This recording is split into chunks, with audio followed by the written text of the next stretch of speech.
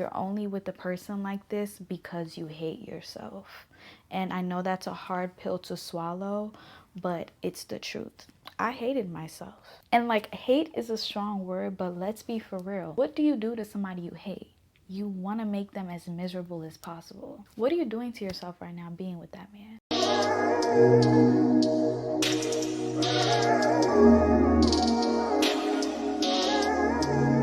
Hi guys, it's Ami. Welcome back to my channel. Today, we're gonna talk about men, and not the good kind. I shouldn't be smiling when I say that.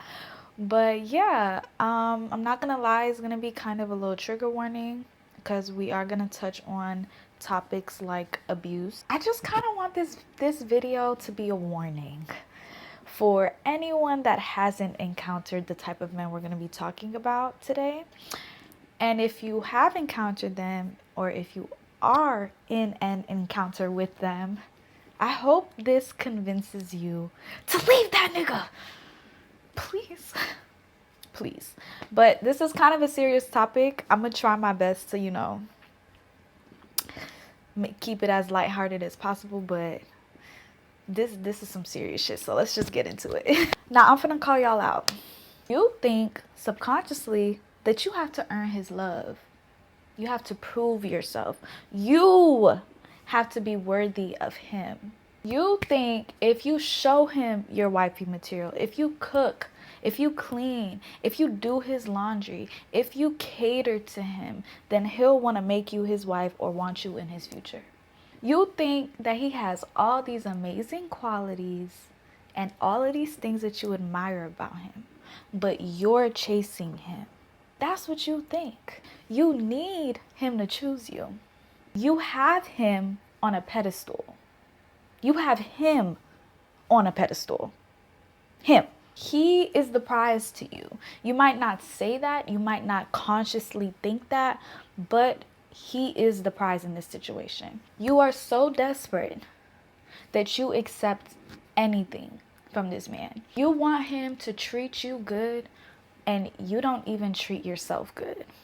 Something you have to come to realize as you're becoming a woman is that there are very deeply disturbed, evil, sick, mentally deranged men out here. There's women like that too. But we're specifically talking about dynamics between men and women in heterosexual relationships, right? Because there's a lot of common themes that go on here for centuries. I need you to understand that some men do not see women as human, as equal. And the type of man I'm talking about, it's not even that he don't see you as a human or he just sees you as lesser than him. He genuinely just sees you as a toy, as an object, or even as a trophy. You are not something that he genuinely has regards for as far as your feelings. If you've ever heard of the term energy vampire, this is the type of person that I'm talking about. They see you all pretty, beautiful, genuine, naive. You have this light about you. They see that, and because they're empty themselves, they prey on women like you because they need you to fill the void that they have within themselves. That's why they're attracted to you. Not for any other reason that you probably have convinced yourself they're attracted to you. They're attracted to you because of what they can take from you. And all they do is take. There's a reason why after certain relationships, some bitches look like they got the life sucked out of them. Hence, energy vampire. These type of people are deeply insecure, and you are also deeply insecure, which is why y'all even found each other in the first place. So I need you to have some self-awareness and acknowledgement when we're talking about this. There's no other reason why a man like that would even be in your orbit, would even approach you if you weren't an easy target. So I know that's a hard pill to swallow, but it's the truth. Both of y'all's insecurities just show up in very different ways.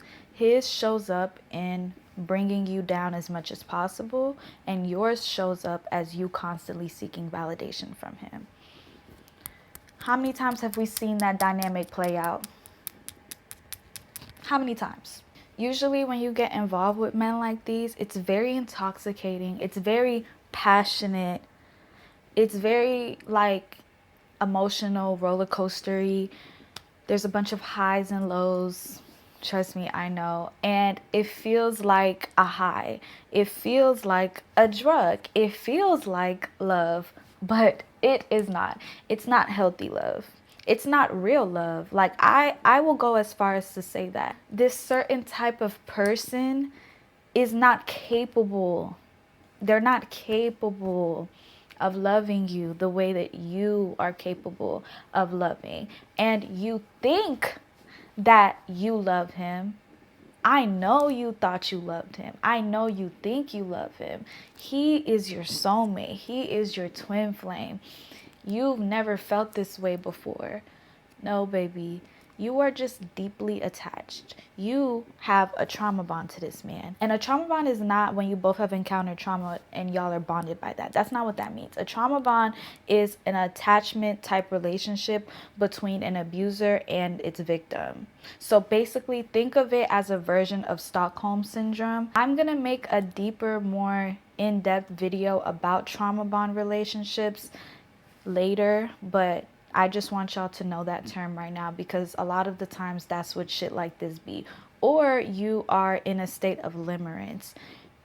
Or like I said, you're just deeply attached to this person. It's not love. And I know it's not love because love is not supposed to be like that. Like at all. Like that's not what love is at all. That is not love. Like if we're being all the way for real, nothing about that is love. Being manipulated is not love.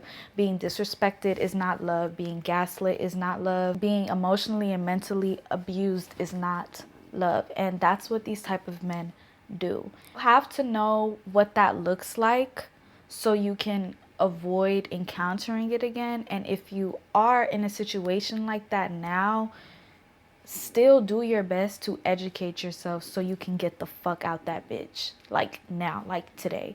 Because I promise you, nothing is going to change. Nothing is going to change. These type of men are damaged. Like, there's one thing to be a flawed human, right? Of course, none of us are perfect. Of course, all of us have like traumas and things like that that we have to work through and grow. And there's so many different ways that we can all be better people, right? And I feel like the shit that gets women sometimes in situations like this is thinking like, oh, like I'm not gonna judge him. I'm gonna love him through his flaws, and I see you for who you are. I accept you for all of you. All that fucking bullshit. The problem with these type of men is that they don't want to change. They know exactly what's wrong with them, and they still choose to stay that way because they don't want to change. And honestly, there's something in them that won't let them change even if they wanted to. That's why these type of men are still in their 40s, their 50s, their 60s, still doing the same shit. They're stuck in a loop of pattern-like behaviors that they can't escape from, and they don't want to because it works for them. Because there's always going to be a bitch that was like you. There's always going to be a naive girl like you that's going to let them play that game again. And they're addicted to it. They love it. You want to know why? Because it feeds their ego. And all they care about is feeding their ego. Nothing more, nothing less. And you need to understand that. Honestly, if you really pay attention, it's really easy to spot out this type of man off of like 5 seconds of interacting with them. Your initial interaction with them, it's very easy to spot them out. If, again, you watch my video on women's intuition and you educate yourself on the signs, because I promise you, they don't change. They repeat the same patterns over and over again, and it shows up in every aspect of their lives. There's nothing unique about them. They all act exactly the same. I promise you, if you talk to multiple women that have been in situations with them, there's so many similarities. It's actually insane. That's why I'm saying if you really start to pay attention, they have patterns. And like I said, it's like they all join a meeting every month, and they talk about exactly how they're going to respond to you when you're calling them out on their bullshit. And they have a book. It's like there's a handbook that they follow, and they never, ever, ever, ever stray from that handbook. That's how predictable they are. And once you learn how they move, it's really, really easy to avoid the fuck out of them. And you really just have to stop feeling bad for them, because I can acknowledge that the reason why they even are the way that they are is because of, most likely 9 times out of 10, some deep rooted childhood trauma. But again, if we are talking about people that are in their adulthood, early 20s, I want to give men in their early 20s a pass. However, I'm kind of like, I don't know. Because again, I'm assuming that anyone that's watching is probably around my age range anyways. And if you haven't encountered a man like this, then lucky you, bitch. But if you have, and you've went through that shit already, then I don't know. It's like they still know what they're doing. They still know what they're doing. I just really, really want to stress that they are dangerous. Like, this is a warning. These type of men are dangerous. They will literally ruin your life.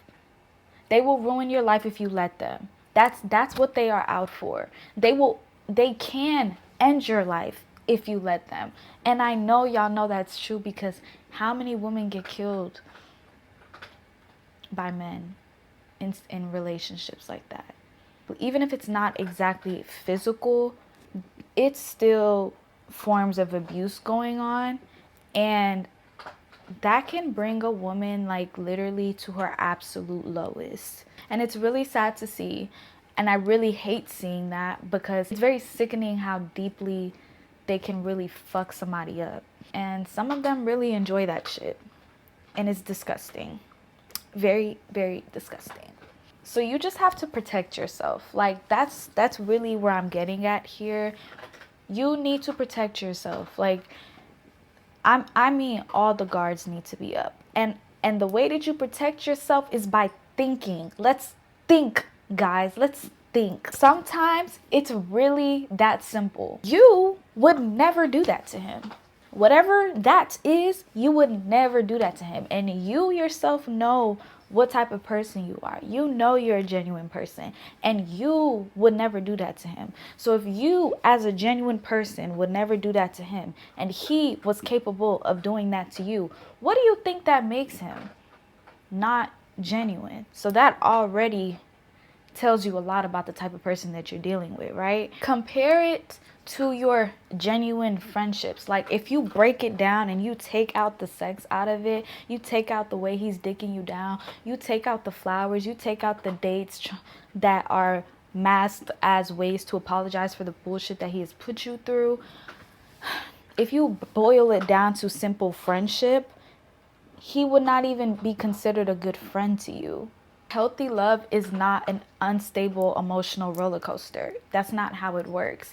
Yes, relationships go through things, but that is not the type of thing that you're supposed to stick it out for a relationship. Those are not the highs and lows that people are talking about when they talk about relationships that you should stick it out for.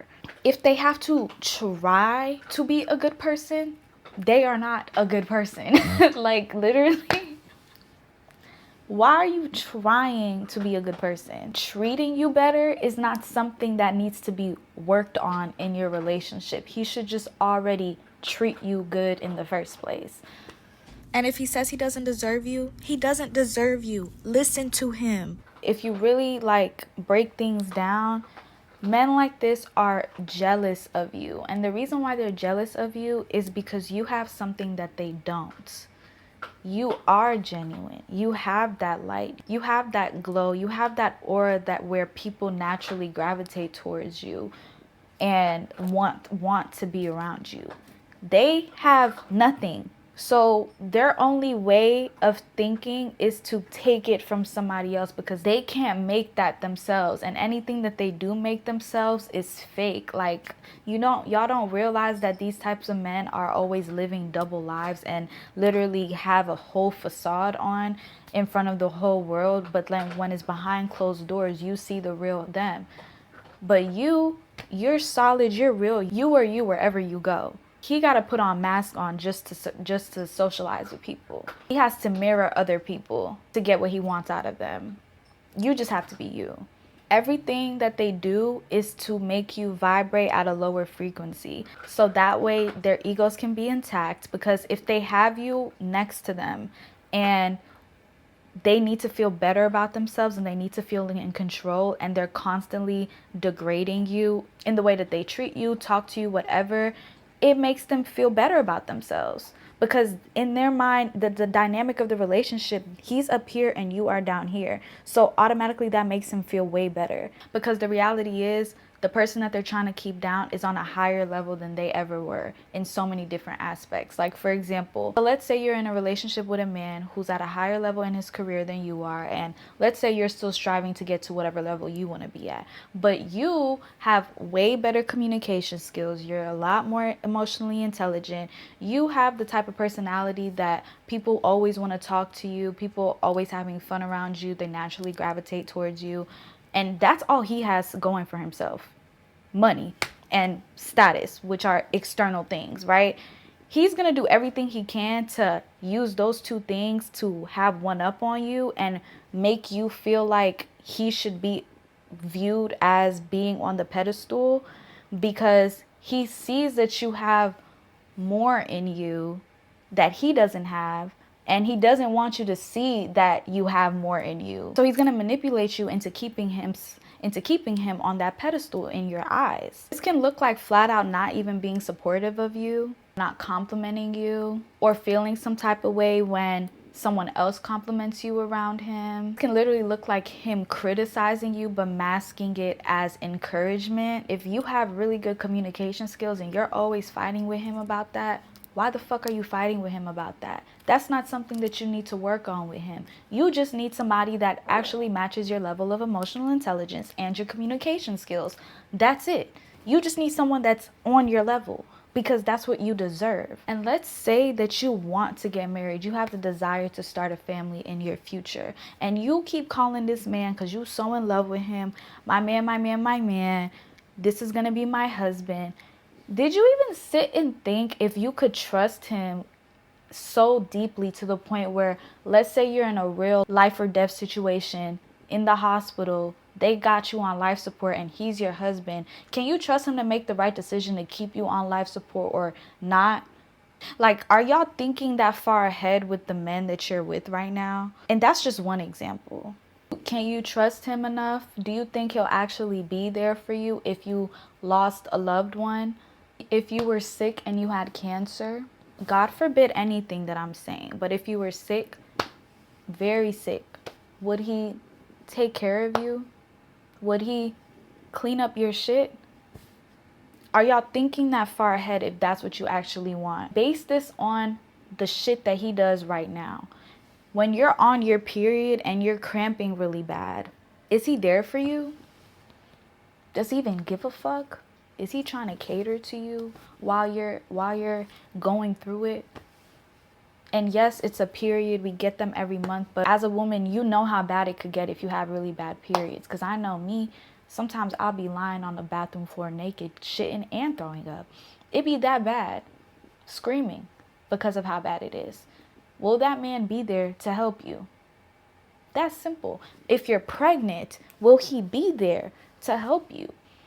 And the pregnancy, let's not even get into the pregnancy thing, because how many situations do you see where once the woman gets pregnant, that nigga nowhere to be found, or he's not actually there supporting you fully to the extent that you need all the way through the 9 months. If that man stresses you out constantly right now, what do you think is going to happen when you're pregnant and you have hormones? He's not going to give a fuck that you're growing his child inside of you. He's not going to give a fuck about that. He's still going to do him.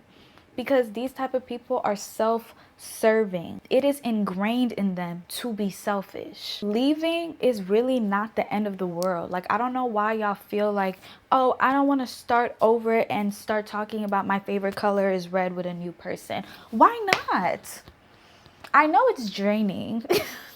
I know it's draining. The dating process is draining, but staying with someone that's literally sucking the life out of you and not making you happy, that's an even worse situation to be in than going on a few dates with niggas that are corny. Cause at least you got a free meal out of that shit. And honestly, if you a raw ass bitch, you gonna find a way to have a good time by yourself anyways, regardless of what that nigga across the table got going on. Like, that's just the truth, you know? Y'all think you have this great connection. Nobody has seen this side of you before. You've been vulnerable. You dropped your walls for him, not realizing that he's using the fact that you were vulnerable with him against you. He's mirroring back to you what you showed him to give you an illusion of trust and safety when nothing about the situation is safe. Great connections can literally happen everywhere. How about you just go outside? He is not the only person in the world. I have a great connection with my dog. It can happen anywhere. Like, it does not matter how great of a connection y'all have. It doesn't matter. And mind you, that connection is fake. It's fake, guys. People like that are fake. Everything that he's showing you, everything you think he is, everything he's promising you in the future to manipulate you into staying, which is called future faking, it's fake. And you're falling for it. It's a facade. And usually in the first 3 months, obviously that it's usually 3 months where they show you like all of these nice things, love bomb and shit like that, whatever. That is their fake persona. And then once you get deeper into it, they start to show their true colors, because at the end of the day, a mask can only stay up for so long. And once they feel like they got you, they get comfortable. Once they feel like they know you're not leaving because you took him back 5 times, he gets comfortable. It's not, why would he try to change if you took him back when he didn't change? What point is there in changing if you're still going to be with him when he's not changed? At the end of the day, you're really just accepting what you think you deserve. If everyone around you hates him, they are not haters. He is the problem. They're telling you what they see because you are in it. So you're not going to see what everyone else is seeing. They're not getting digged down by him. So they can see it for what it is. Outside eyes are actually important. Like, they actually matter sometimes. This is situational. Context matters. But 9 times out of 10, again, if it's a toxic person, everyone else around you is not gonna like him. They're not being manipulated by him the way that you are. Love is blind. Like, it is, but I wouldn't even call it love. It's just unhealthy attachment is blinding. Like, that's just the truth. And sometimes you really just have to learn from other people's mistakes. Like, you don't have to go through it yourself. You don't have to. You can listen to other people's mistakes. Like, humans have patterns that have been repeated since the beginning of time. Dynamics between men and women are nothing new. There is somebody on the other side of the world and another person on the other side of the world and another person on the other side of the world that is going through the exact same thing that you're going through, or you have gone through, or you might get into if you're watching this before you get into it with that nigga. Which you shouldn't. Just leave. Just exit. Just get out while you can, bitch. Save yourself, please. Like, I think y'all are not realizing how dangerous these type of men can be. If the signs are there in the beginning, please do not put yourself through that. Please, like, oh my God, like, women get killed. And not even just killed. Women's lives get completely ruined by men like this, bro. I mean, you don't even recognize yourself anymore after dealing with a man like that. What woman do you know that dealt with a grown man when she was underage, grew up, and still thought that that was love and that she wasn't groomed. But while she was in it, she swore they were in love. The women that have been through those experiences before are telling her that that's not what this is. But of course she's not going to listen. She's young, right? But again, learn from other people's mistakes, because other people's mistakes have valid information in them that is very useful sometimes. You're smarter to learn from other people's mistakes. There's whole hotlines to get women out of domestic violence situations. Like even again, if it's not physical, whatever, like you're not the only one that's going through this. Your situation is not as unique as you think it is. That man is not as special as you think it is. You have resources to show you what type of situation you actually are in, to show you the truth of the situation that you're in, instead of trying to be in denial about it. There are pieces of media like the show Tell Me Lies that show you what a mentally and emotionally abusive person looks like, and how he acts, and how he reels you in, and what that dynamic looks like, and how bad it can get. There are videos like the one I'm making right now of women openly talking about their experiences to educate you. There is Google, there is ChatGPT. Like, women before us did not have access to information the way that we do now. So I feel like the fact that we have this type of access to information, the fact that women are more able to even openly talk about their experiences with men like this, do not take that for granted. That is there for preventative measures, and that is there to help you actually leave. Once you know better, you should do better. But sometimes that's not how it works, because at the end of the day, if you're in a situation like this, your brain chemistry is completely changed because of the manipulation and the abuse that you've been going through. So it's not simple to leave. It's not. And I understand that, because I was in some shit like that before too. I have friends that were in some shit like that before too. It's not easy. It's a cycle. It's a cycle for a reason. You're stuck in a cycle for a reason. But what helped me leave was learning what I was going through, was putting a name to it, was actually seeing it for what it was educating myself. And if that's not enough for you, then you might just have to stay until you hate him. You might just have to stay until he gets 3 babies out of you. You might just have to stay until you're 40 years old. But I really don't want that to be your story. I don't, because that is just the waste. The women before us, it took them until they were like 50, 60 to learn that lesson. You don't have to go through that. You can learn it right now. Because I know when I was going through it and I was trying to leave and I started watching videos about it, I was reading comments of people saying that they were in marriages with people like that for over 20 years. That's 2 decades. I'm 23. I don't want to be 43, still in a shitty relationship with a man, because I feel like that's what I deserve. This new age of self-love, of being more conscious about your mental health, it's good.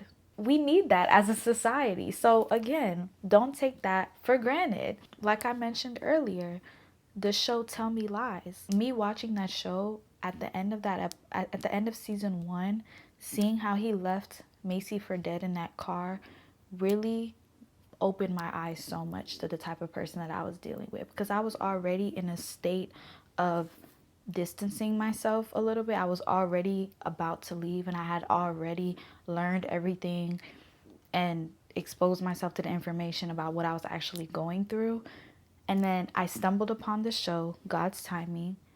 And after that last episode, I sent that text and never spoke to that man again. And looking back, I should have never sent the text, but you know, you gotta just, sometimes you just need to say goodbye or whatever.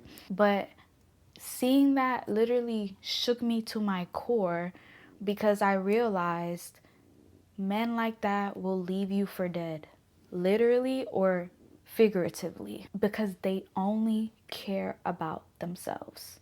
You should not be with somebody that only cares about themselves. None of this shit even be about the man for real. It's really about how you see yourself.